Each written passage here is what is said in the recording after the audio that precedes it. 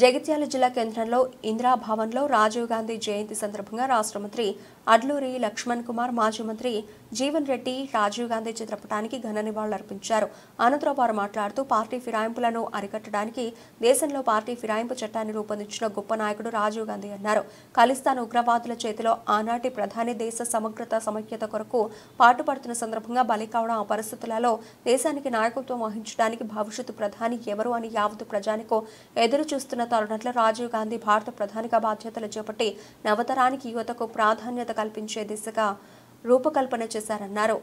భారతదేశాన్ని ప్రపంచ దేశాల్లో ఒక శాంతి కాముక దేశంగా నిలబెట్టే విధంగా సాంకేతిక విద్యకు ప్రాధాన్యత కల్పింపజేయడానికి, భారతదేశాన్ని ఆధునిక యుగంలో ముందుకు తీసుకెళ్లడానికి ఆనాడే అడుగులు వేసిన ఘనత రాజీవ్ గాంధీకి దక్కుతుందన్నారు. భారతదేశం కోసం ప్రాణాలు అపాయమున్నా లెక్క చేయకుండా భారత యొక్క దేశ సమైక్యతకు ఒక గొప్ప నాయకుడుగా రాజీవ్ గాంధీ గారి యొక్క జన్మదినం. ఈరోజు జగిత్యాల జిల్లాకు సంబంధించిన పెద్దలు జీవన్ రెడ్డి గారు వారి ఆధ్వర్యంలో జగిత్యాల జిల్లాకు సంబంధించిన కాంగ్రెస్ పార్టీ కుటుంబ సభ్యులందరూ ఘనంగా వారు నివాళులు అర్పించుకుంటూ వారి దేశం కోసం చేసిన సేవలు మరవలేని పెద్దలు ఇప్పుడే చెప్పడం జరిగింది. మరి ఈరోజు రాజీవ్ గాంధీ గారు ప్రపంచ దేశాల్లో భారతదేశం కూడా అగ్రగామిగా ఉండాలి.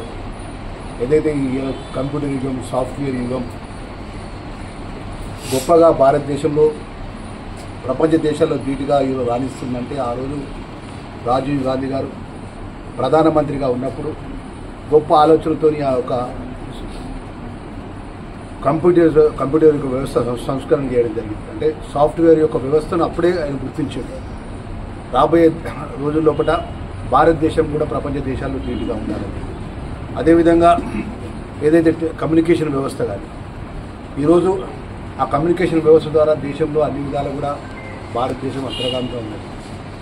మరి ఈరోజు గ్రామీణ ప్రాంతం ఉన్నటువంటి స్థానిక ప్రజలతో ఎన్నుకోబడ్డ సర్పంచులకు పూర్తిగా అధికారాలు ఉండాలి.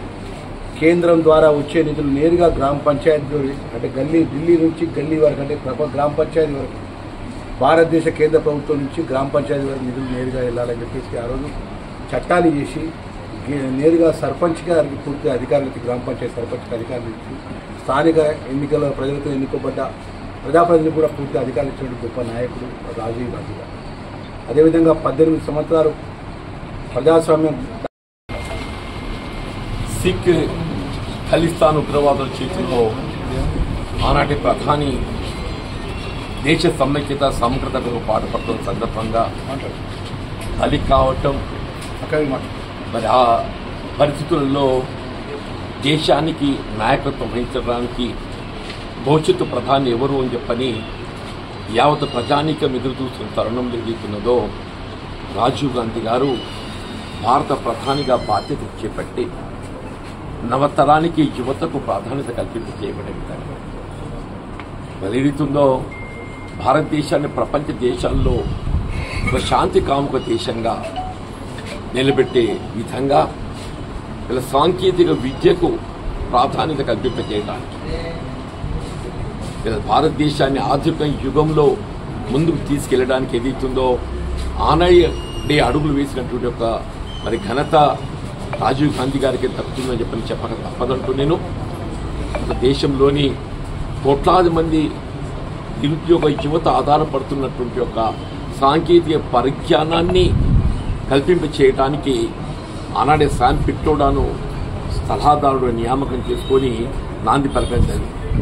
అదేవిధంగా దేశ నిర్మాణంలో యువతకు ప్రాధాన్యత కల్పింపచేయబడే విధంగా అంతవరకు ఉన్నటువంటి 21 సంవత్సరాల ఓటు హక్కును మరి 18 సంవత్సరాలకి కుదింపు చేసి